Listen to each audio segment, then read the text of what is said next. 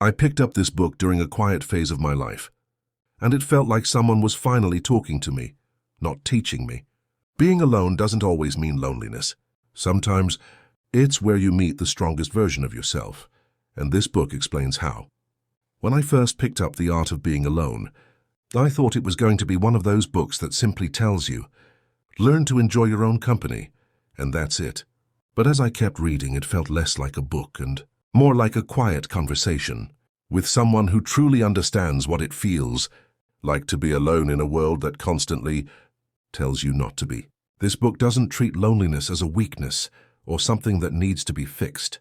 Instead, it gently asks a deeper question. What if being alone is not the problem at all? One thing I really appreciated is how the book separates loneliness from solitude. We often mix these two up. Loneliness feels empty, heavy, and unwanted. Solitude, on the other hand, can be peaceful, intentional, and deeply nourishing. The author explains that being alone doesn't automatically mean you're lonely. Sometimes you can be surrounded by people and still feel completely disconnected, and other times, when you're by yourself, you can feel more whole than ever. That idea alone changes the way you start seeing your quiet moments. The book talks a lot about how modern life has made us uncomfortable with silence. We're always filling the gaps, scrolling, texting, watching something, listening to noise, anything to avoid sitting with ourselves. And honestly, that part hit hard, because when you remove all the distractions, you're left with your thoughts, your fears, your memories, and your truth. And most of us haven't been taught how to handle that. We're taught how to be productive, how to be social, how to impress others, but not how to be alone without feeling lost. What I loved is that the author doesn't romanticize solitude in a fake way. It doesn't say being alone is always beautiful or easy. Sometimes it's uncomfortable. Sometimes it brings up emotions you've been avoiding for years. But the book explains that this discomfort is not something to escape from, it's something to sit with. Because within that discomfort, there's growth, there's clarity, there's healing. Another powerful idea in the book is how much of our identity is shaped by other people. We define ourselves by relationships, roles, and validation. When those things disappear or even pause, we feel like we don't know who we are anymore. The book gently pushes you to build a relationship with yourself that doesn't depend on external approval. It reminds you that you existed before everyone else's opinions, and you'll exist after them too. There's a part where the author talks about choosing yourself, even when it feels lonely. And that's such an underrated kind of courage. Walking away from situations that drain you, saying no when you want to say yes just to avoid being alone, letting go of connections that no longer align with who you're becoming. These choices can isolate you temporarily, but they protect your peace in the long run. The book doesn't sugarcoat this. It acknowledges that growth can feel lonely before it feels freeing. What really makes this book special is its tone. It never feels preachy. It never talks down to you. It feels like someone sitting across from you, speaking softly, reminding you that you're not broken for enjoying your own company or even for struggling with it. It reassures you that learning to be alone is a skill, not a personality trait, something you practice slowly, imperfectly. The book also challenges the idea that happiness must always be shared to be real. We're often told that moments only matter if someone else is there to witness them. But The Art of Being Alone encourages you to reclaim your experiences as valid, even when no one else is watching.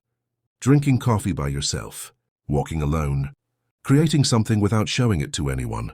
These moments don't need an audience to be meaningful. There's a quiet confidence that the book tries to build within you.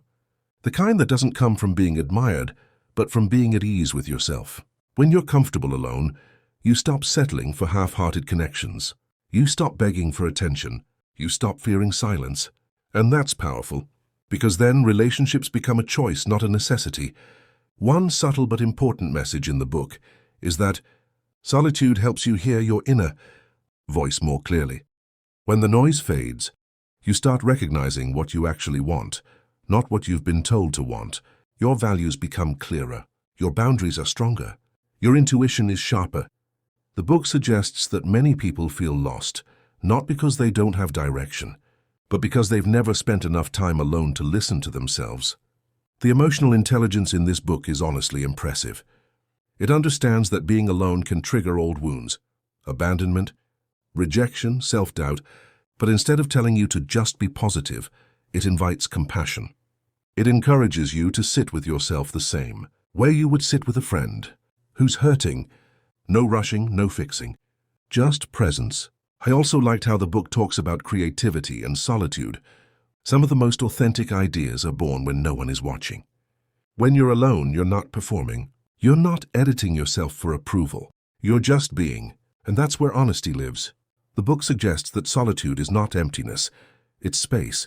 Space for thoughts to breathe. Space for ideas to form. Space for you to meet yourself again. There's something deeply grounding about the way the book frames alone. Time as a form of self-respect.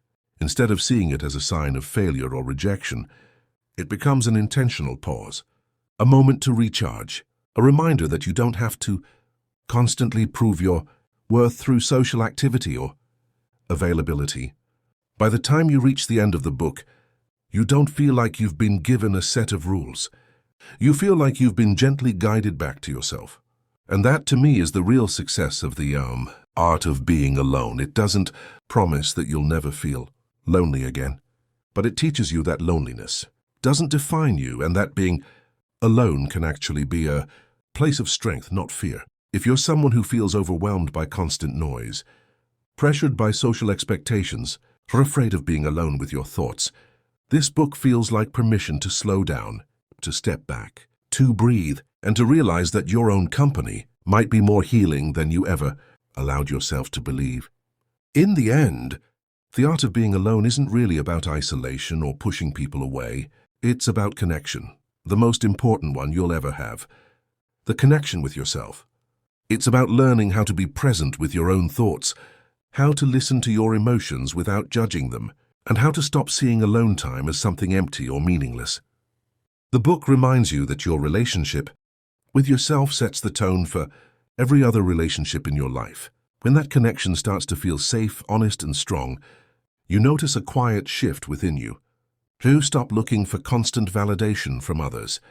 You stop forcing conversations, relationships, or situations just to feel wanted. Being alone no longer feels like a punishment.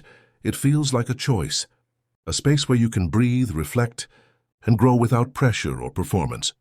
And slowly, without trying too hard, everything else begins to change. Your relationships become more genuine. Your boundaries become clearer. And your inner world feels calmer. You realize that being comfortable alone doesn't make you distant, it makes you whole. Because when you truly know and trust yourself, even solitude feels like companionship. If this book review resonated with you, take a moment to sit with yourself today. And if you enjoy content like this, don't forget to like, share, and subscribe for more honest conversations around books, mindset, and self-growth.